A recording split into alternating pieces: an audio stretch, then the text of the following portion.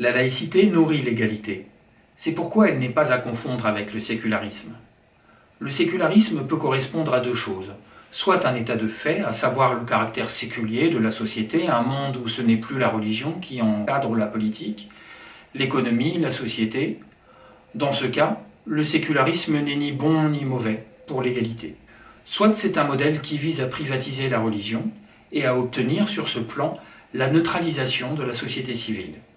Dans ce cas, le sécularisme est mauvais pour l'égalité, car il discrimine les marqueurs religieux par rapport à d'autres marqueurs identitaires.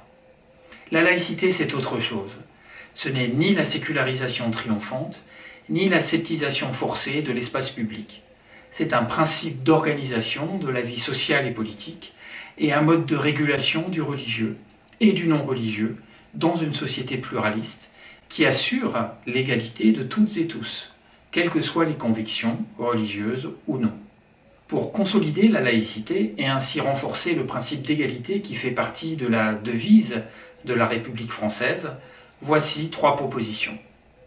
Première proposition, pour parfaire l'égalité entre les religions et consolider le pacte laïque, il convient d'abord d'abolir le concordat d'Alsace-Moselle et les dispositions discriminatoires en vigueur dans certains territoires d'outre-mer, Guyane, Mayotte.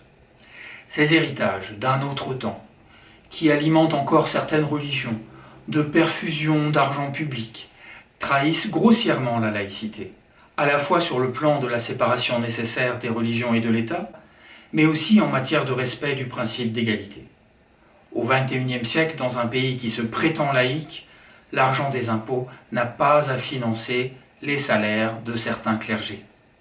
Deuxième proposition, pour renforcer égalité et dialogue, la laïcité mise en pratique gagnerait aussi à élargir la table de la République aux acteurs religieux du pays réel.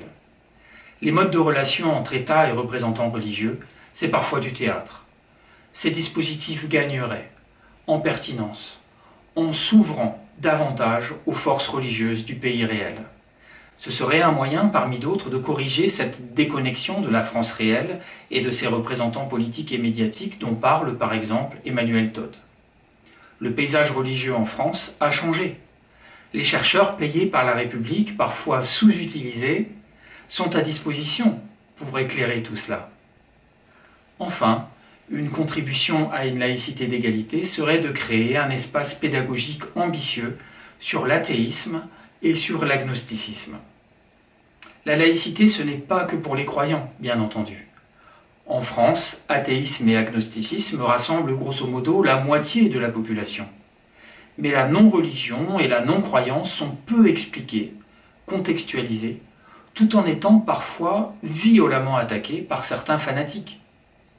Avec les 70 millions d'euros d'économies que générera l'abolition du concordat en Alsace-Moselle, donnons-nous les moyens de créer cet espace et ces outils pédagogiques.